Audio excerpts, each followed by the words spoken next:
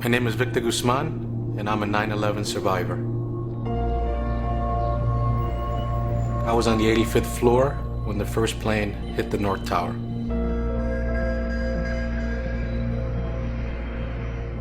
Since 9/11, my life has never been the same. It's actually better.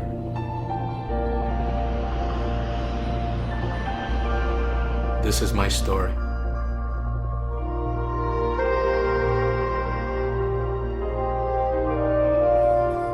I remember the sky was perfectly blue. It was a beautiful September morning.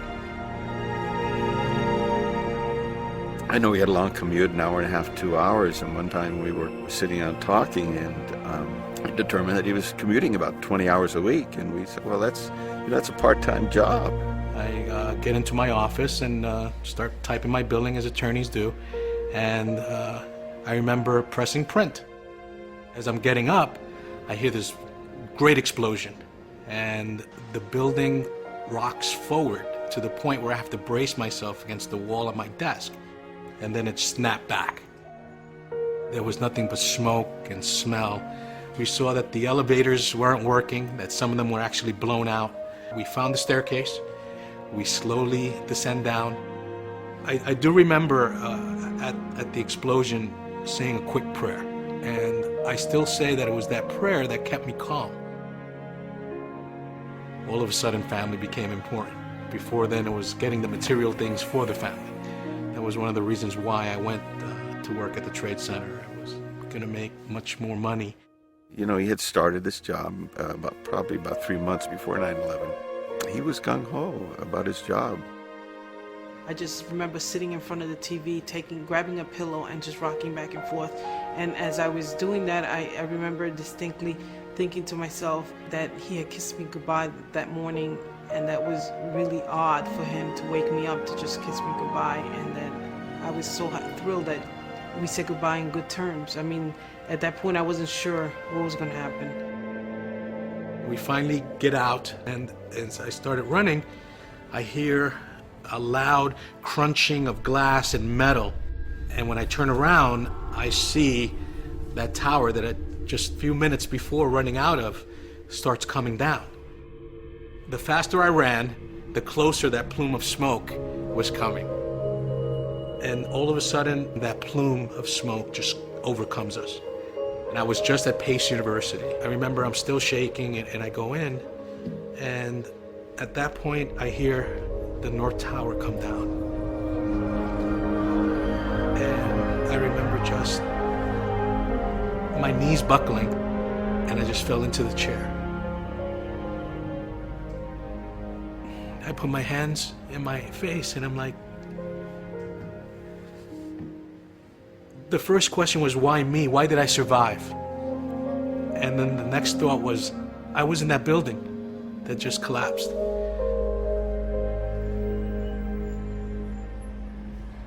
And as the years went on, that guilt became an issue. First year, I suppressed it. The first year, it was more about the notoriety that, oh, wow, you were a survivor of 9/11. And that took me through the first year. And I remember around the second anniversary, I emotionally fell apart. I dreaded going to sleep, so I would stay up late. And then when I got to sleep, I didn't want to get up. I just didn't want to deal with it. It was hard again, I guess the ego, that I should be able to deal with this. I shouldn't be an emotional mess. I shouldn't be teary-eyed, or I shouldn't be jumping at every noise that I hear. The realization came that I couldn't do it by myself anymore. It was humbling to realize that I needed help.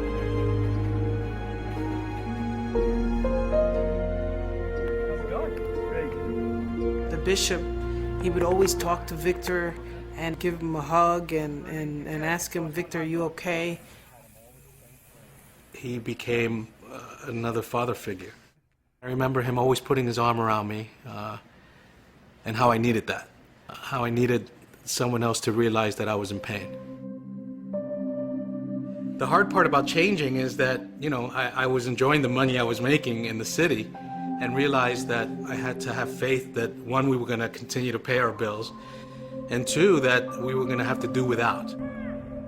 I wanted a job that I was allowed to come home early. I took a job in Newburgh, which is about 30 minutes from where we live, and the difference it made, that I was able to go to a baseball game, that I was able, my daughter was on a soccer team, and just those little things that weren't important before became the focus. Scripture study, let's go! John? One thing that we were lacking in, because I wasn't around, is sitting together as a family and reading the scriptures. And I found a new life in the scriptures, and I would bury myself in the scriptures, so actually looking for solace. And as I continued to do that, I wanted to share that with the kids. I wanted them to have a love of the scriptures. What I saw through Christ's life was that he was the healer. He was going to make me whole for the sacrifices that he went through. It wasn't the pursuits of money. It didn't talk about commuting 4 hours a day. It talked about loving the little children and how he blessed them throughout his life. And that opened my eyes. Well, he was always a great man, but he became greater, I think, because of his experience. He's more family focused. He's more focused on his community and focused on serving others, in addition to his job. Yeah, he's still working hard in his employment, but he's paying attention to the real basics in life, the things that really matter. He's focused right in there. Even till today, he has called me on 9/11 since the first time, just to say hello, that he was thinking about me, and that made all the difference in the world.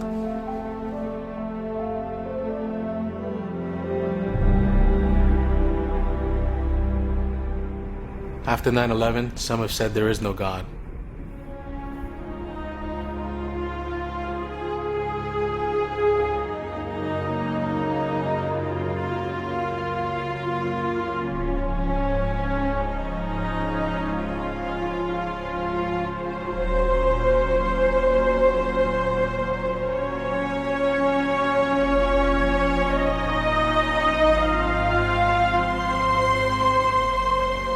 For me, he's never been more real.